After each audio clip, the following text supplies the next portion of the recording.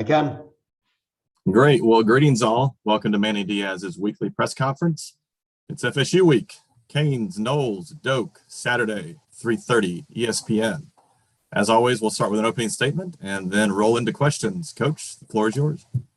Yeah, thank you, Carter. Thank you, everybody, for being here. And Carter sort of said it is FSU week. We're excited. It's always a big moment in our season, and I think this is a huge moment in our season. Really important game for us. Always know it's going to be a battle when you go up to Tallahassee. Florida State is a really improved football team. The way that they're playing defense right now kind of jumps off the tape.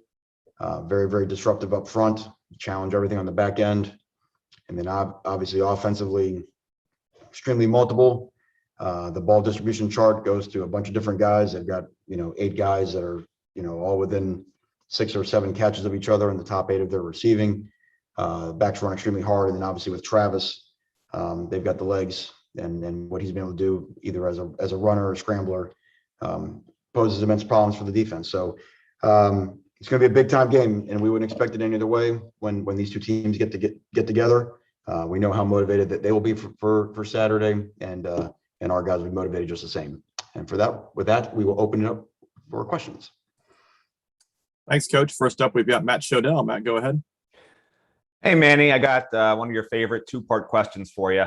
So the first part is, if you could grade sort of your defense's play overall this year, how close or far away is the defense from putting together the type of whole game you'd expect from it? And then the second part's a little quicker. If you can just sort of update the status of Gervin and BJ Jennings, since I saw they weren't on the depth chart. Appreciate it.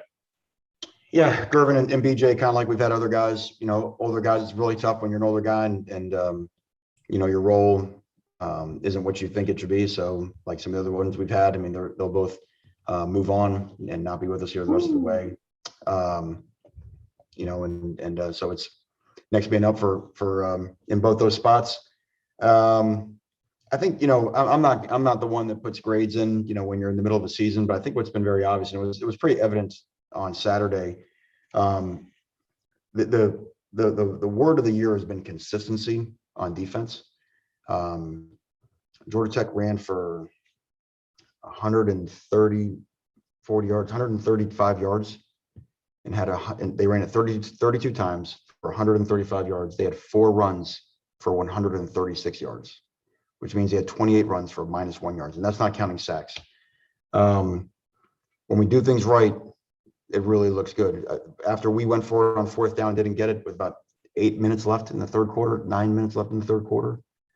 I don't think they had 20 yards of offense after that. And those are the signs of what a dominant defense can be.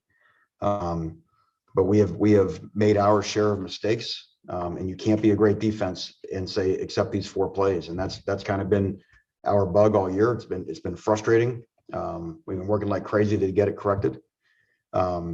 Our players don't lose confidence because they see when it's right, it's really right. And so what we're still searching for is our best performance, on defense. And it's never going to be perfect, but I think as a coach, that's what you're always striving to do, is to find a way to get these guys collectively to play their best game. And obviously we're not there yet.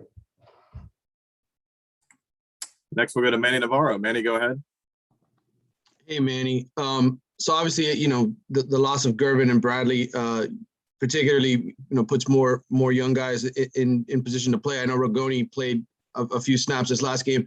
Curious where the linebacker development is. Obviously, we ask you that every week. Sam Brooks and Avery Huff and Tyreek Austin Cave. Just, are they coming along at any point where we might see them here down the stretch?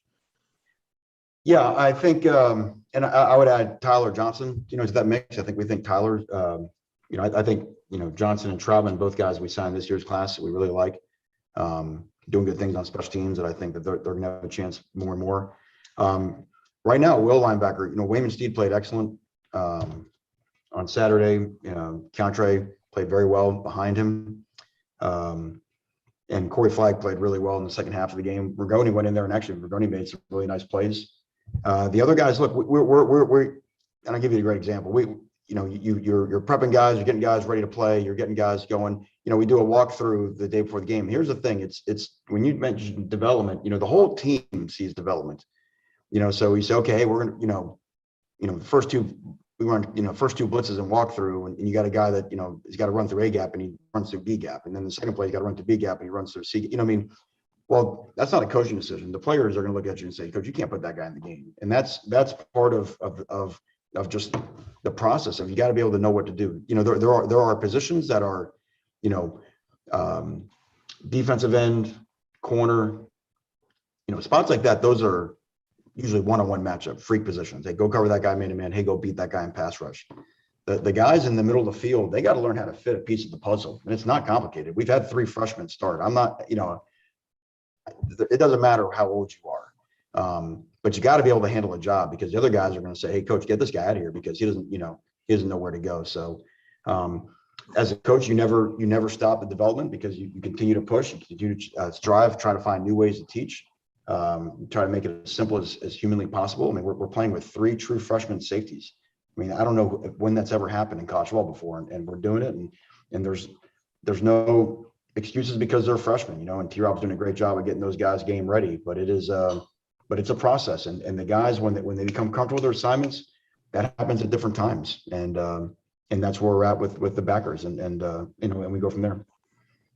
Thanks. Next, we'll go to Barry Jackson. Barry, go ahead.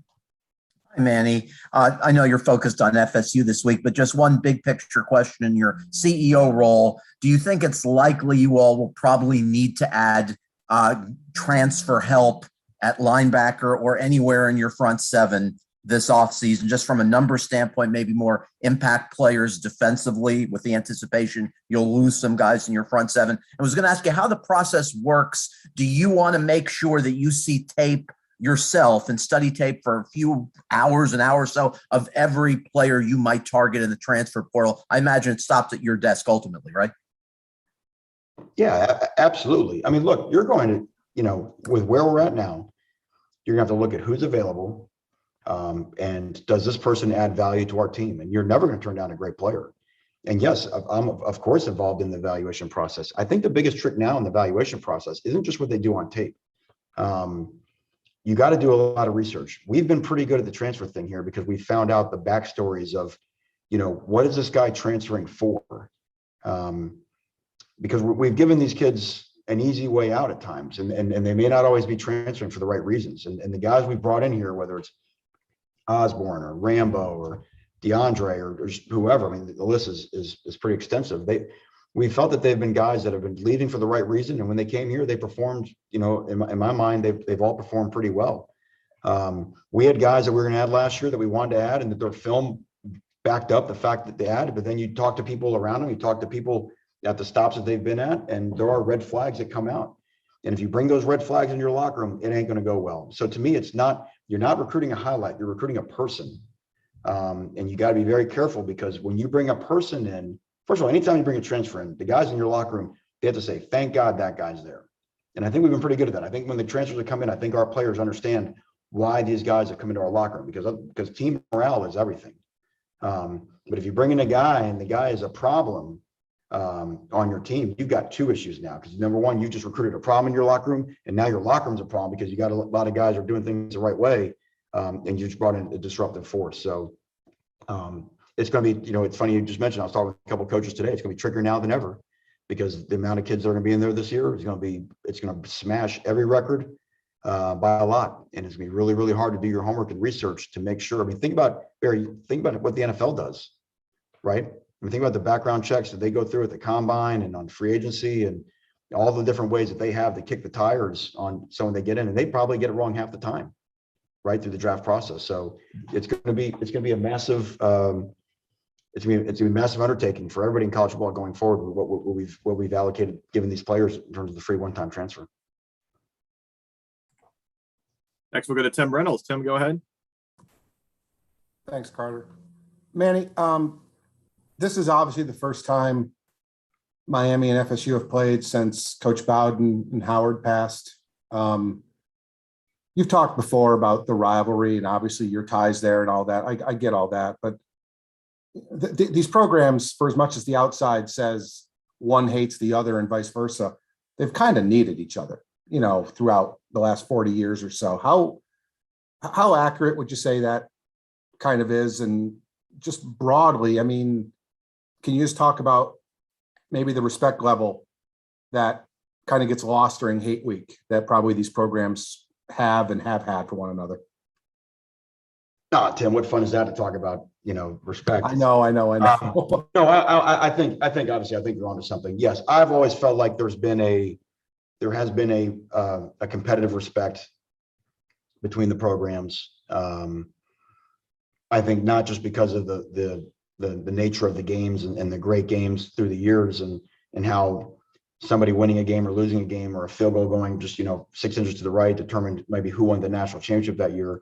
But let's be honest, I think where both programs were in the 80s and the relation to the University of Florida, whether it was either Florida not playing Miami or the way that Florida kind of would look down at Florida State, just, historically if you look at just the history of the state from when Florida State was first a school in the middle part of last century. So I think the fact that both programs came of age at the same time, they both grew up at the same time, and you couldn't help but grow up under the shadow of the University of Florida, and the Florida being on probation in the mid 80s had a lot to do with some of the recruiting successes that Coach Bowden's first great class really was helped by the fact that Florida had just gone on probation and Miami was kind of doing their thing with Schnellenberger and the state of Miami, and then Coach Johnson coming in here. So yeah, I think the fact that they rose up together and then played such amazing games and continued, no matter what league that they were in, to be committed to playing one another, no matter what. I mean, you mentioned Coach Bowden. I mean, how many national championships that he might had they either not played Miami or, a kick gone a little bit, one side of the post or the other. So I think that respect has always been there, but obviously when the ball kicks off, it's going to be as an intensely fought game as we'll play all year. One quick follow. Obviously, the game has changed quite a bit, but is there like a taproot philosophy or whatever that you took from Coach Bowden and kind of apply it to your everyday? Thank you. In relation to this game, I'm sorry, or just in No, general? just broadly. I mean, the game has changed. Like, I mean, it's stuff that worked in 91 wouldn't work in 2021. I get that, but I'm just saying, like, the way he handled people, the way he handled the team. Are there things that you learned from him that you still apply in your game?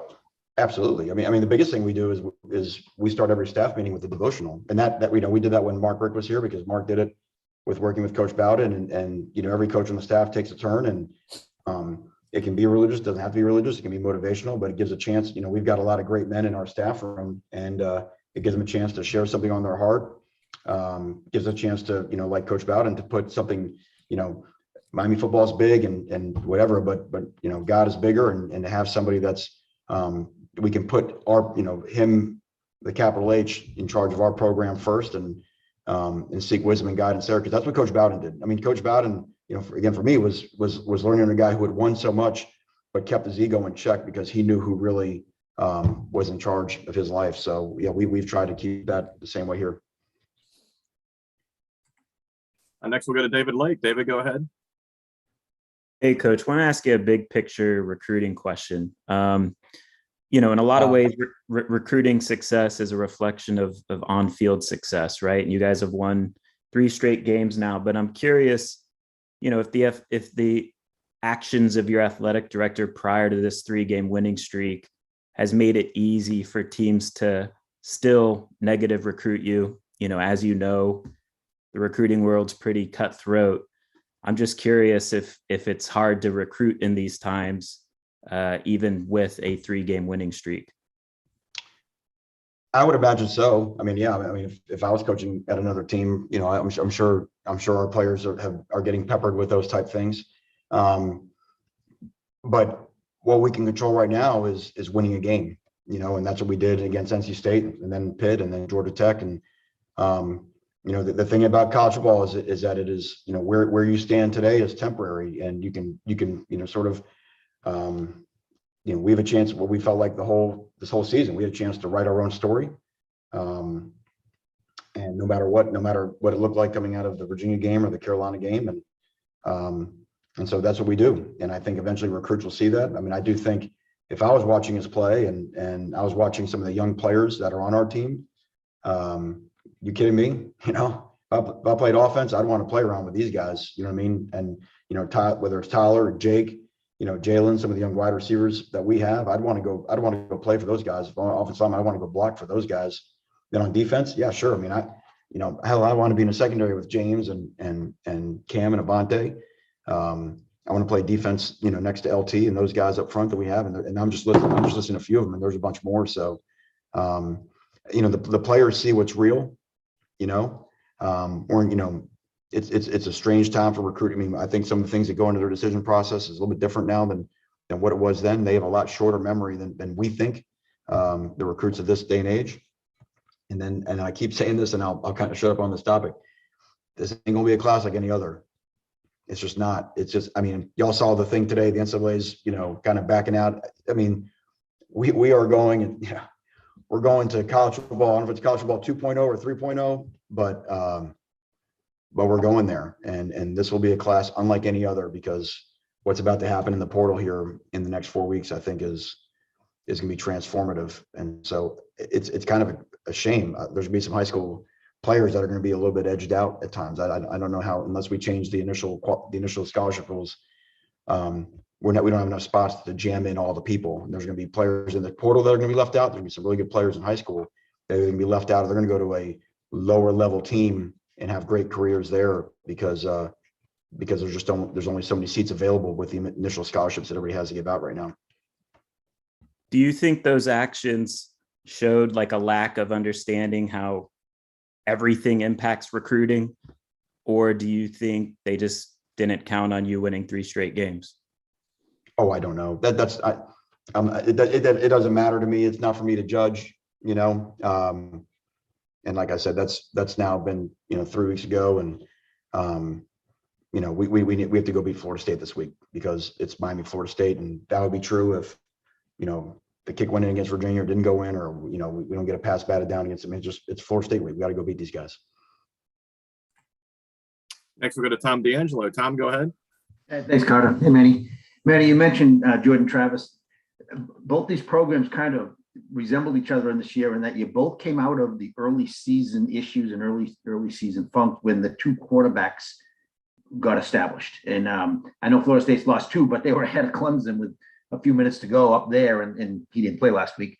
Can you talk about that and how both these teams were boosted, invigorated, whatever, by these quarterbacks, and then the obvious how important that position was to get a leader, get a guy that both teams seem to be trusting now?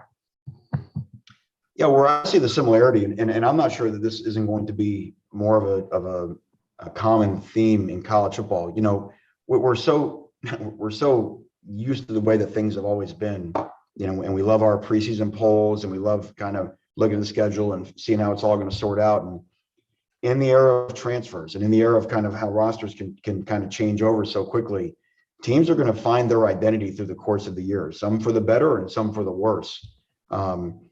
With Florida State, it's obvious for the better. I mean, you look at what they've done defensively. I mean, they've almost flipped their entire roster defensively from the team they played a year ago, and they are playing really, really hard, and they're playing very, very well on defense with a lot of guys that we didn't play against a year ago. And sometimes that's not going to happen, you know, right there at week 1.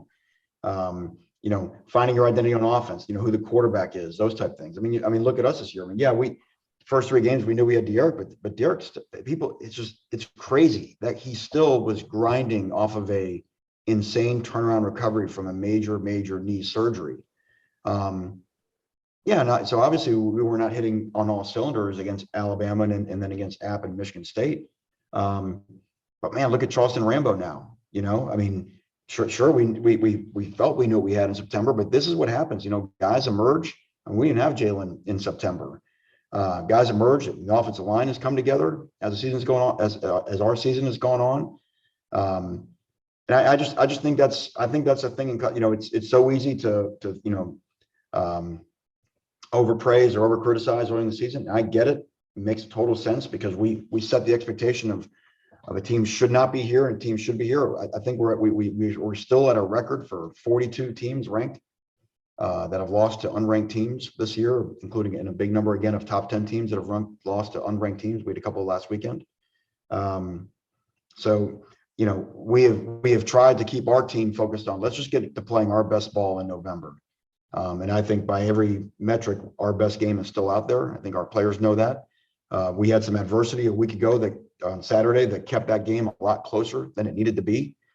Players saw that, and we had the chance to correct that after a win, which is big. And that's what yesterday was about, and this week will be about continuing to find a way to what we like, keep doing it, and what we don't like, keep trying to fix it.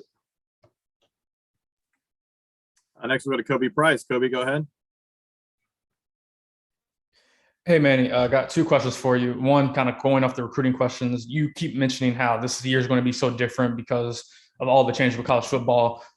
As a staff and as a coach, how do you balance, there are going to be some guys, especially the 2019, 2020 guys, who may be guys who have more eligibility just because last year, didn't count against them. So how do you balance going from looking at transfers of maybe we can get a guy more immediately who can help us out, or getting a transfer of, this guy's basically a development guy because he's almost, almost like a freshman for us because from the eligibility standpoint. Well, what's crazy, you asked that. That's kind of how you used to think through it, right? Okay, where's my room at? Do I need an older guy? Do I need, when we brought in KJ Osborne, we had a bunch of young wideouts. We needed an old head that could kind of set the tone, how to work, whatever. But here's the thing now that you don't know, and you still don't know, and no one knows, is normally you'd say, okay, hey, we're graduating one, this guy might go pro, but we've got these guys that are all coming back. Well, now you may have three of those guys that go in the portal themselves, right? So it's so hard because it's all happening in real time, and signing day is like 6 weeks away. And we have made it so hard on ourselves to really know what you're replacing. You used to know, oh, I've got a senior running back, I've got a junior, a sophomore, and a freshman, and the junior may or may not, or whatever. I think he's going. So we got three. Let's go get another freshman running back next year out of high school, and we'll be good to go. And I'm just using running back as an example. It's really happening in real time right now, where you've got to be able to replace your roster. Every college football player is a free agent on a 1-year contract that they don't even have to see the year through, right? That is a true statement. That's where we're at right now. So until you know who you're retaining, which is really tough now, because if I'm not playing in year 1 or year 2, I'm not happy with my role, I got a lot of incentive to try to go somewhere else. It's easier to try to change my circumstance around me than maybe to change, internally what's going on. That's why I keep saying it's very, so you got to long-winded answer, but Kobe, the whole point, you've got to be able to make sure you've got some numbers, because if all of a sudden, if you lose your developmental guys, you lose some of your youth, man, can you replace that with freshmen, or, you got to bring in an older guy? I mean, it's all happening in real time. And my second one, I know you've touched on this also in recent weeks, but Derek did an interview, I believe, over the weekend or last week, basically confirming that, he's looking to move on from college football as a player. I guess, personally or professionally, what has he meant to you, but also what has he meant to the program and, the time he's been here or there? I think Derek means everything to our program. With where we were at, coming out of 19, and just we needed not just, and I've said not just what he was as a player, even though we should never forget the season he had and the records that he broke and what he did as a quarterback for us a year ago. And after where we'd been with just, the ups and downs of some of our quarterback play. But he changed our locker room, the way he worked in the weight room. He inspired everybody, provided us with such great leadership, changed the room, so, we're all watching Tyler Van Dyke right now, but Tyler got to watch Derek. He got to watch Derek sit in a meeting every day. We got to watch him take notes, got to watch the way that he worked, got to watch the way that he practiced for a year. And, and Jake's got to watch the same thing. So for those guys now, we have freshman quarterback coming in, and now they get to sort of pass it down. So, Derek King, the person, really transformed our program from where we were. He was the right person at the right time. And I'm somebody's going to bless themselves with a really, really special player and a special person, with Derek King at the next level. Next, we'll go to Chris Stock. Chris, go ahead. Yeah, Coach, I also have two questions. Just in regards to Gervin and BJ, and you kind of dealt with it with D and Mark earlier, but just what has this process been like for you as roles change? like you have touched on earlier, people can be unhappy, but you got, just this whole process of being a head coach that you've kind of dealt with. And as guys, other guys playing well and your guys are getting wins. How would you explain all of that, what it's been like? It's very difficult because as a coach, you want the best for all your guys, and everybody wants to play. And look, young ones that aren't playing yet, they want to play. And sometimes they don't know what they don't know because they haven't been in there yet. And, they think they know. And a lot of times they don't really know, but the older ones who have played and then they're not playing as much, that's really, really hard on them. That's kind of not the way it's supposed to go. So you're always sympathetic to them, but also you have to do what's best for the team. And you want everyone to be able to embrace their role. But that's tough. And, what you used to be able to do is you would finish out the season, and then who knows what would happen now. But now the players believe that they've got incentive to try to get into the portal order. They think that will help their recruiting. And that's, of course, not proven to be true or not true. And we didn't decide as a, collective to have a transfer window. Because we could make the rules any way we want to. We say, okay, hey, listen, we're all going to play the season. Then after the season, we're gonna have a time where all the transfers will enter in right here, and then it can be transfer season like they do in, whether it's like European soccer, but it's really tricky now because you've got that, as I say, you have a trap door available now to your team during the season. So I sympathize with all the kids. I want what we want them is what's best for all of them. But the game of football, when you've got 85 on scholarship and 11 on the field at one time, there's only so many snaps that can go around. And so you got to do what's best for the team. You try to get everyone to be able to play the role as much as possible, but if they don't want to do it, you wish them the best going forward, and you do whatever you can to help them with what's next for them. And then after last game, Nesta spoke that he's 3-0 against Florida State, hoping to go out with a bang. It kind of hinted that maybe he won't be back next year. We didn't get a chance to follow up, but do you expect him, even though he'll have eligibility, or do you think he's going to move on after this year? Oh, I don't. To me, if he's saying going out with the bang, you probably answer your own question. But we're not at a point yet where we're sitting down and really having those conversations with guys. I don't know. The COVID year was given. We do have some guys that I think are making some hints that maybe they will come back. But remember, some people in college football only played like 5 games last year. We played a season. So. A lot of our guys who have played all 4 years, I don't think they see themselves as juniors. I think they see themselves as seniors. So, as we normally tend to do with all of our draft eligible guys, we get into November, get on the other side of this game, we'll start to sit down, kind of have some conversations, show them some feedback from the league of where they stand, those type of things. So. We got time for a couple more. We'll go to Ken Segura next. Ken, go ahead. Manny, I was wondering about the game on Saturday. You guys had a couple big plays, notably the second touchdown and then the flea flicker where you seem to take advantage of kind of getting some coverage busts in the secondary. And I'm curious, Georgia Tech has had some challenges there. How much did your coaches, try to take advantage of that as they put the game plan together? Well, the one was a flea flicker. That's kind of a trick play, right?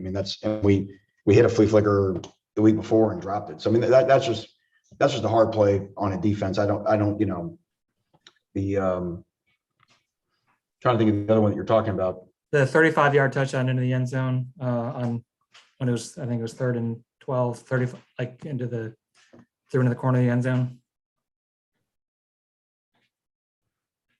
Yeah, I'm trying to remember the scenario of I think he had trips or oh yeah, no, well, okay, no, that's just man coverage. We were going fast. It was man coverage. We just had 2 guys switch, 2 guys that are covering 2 guys. And that just happens. And the guy, by the way, that's running the route is like really, really good. So, Georgia Tech, they know what they're doing on defense. To me, that was an example of getting tempo, getting people, not, with their cleats screwed in the ground on a 3rd down can create a little bit of, pre-snap indecision. You've got 2 guys stacked and then they kind of switch places and, 2 guys hesitate for a second and that's all it takes. And, Tyler makes a great throw to Rambo. So, again, that's more of an execution error than I wouldn't classify that as a coverage bust per se. Thank you. And we'll wrap up with Susan Miller-Degnan. Susan, go ahead. Yeah, can you guys hear me? You've been down most of the Zoom. I haven't heard. Manny, can you hear me? Yeah, we can start all over if you need us to. Yes, just call me after. Okay, listen, I'm wondering about Jared Harrison Hunt, what his status is. I don't know if he went back and played, but I know he was limping heavily off the field at the end of the second quarter.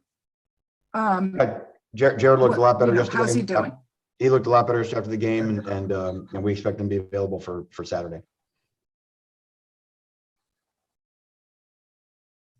Thank you.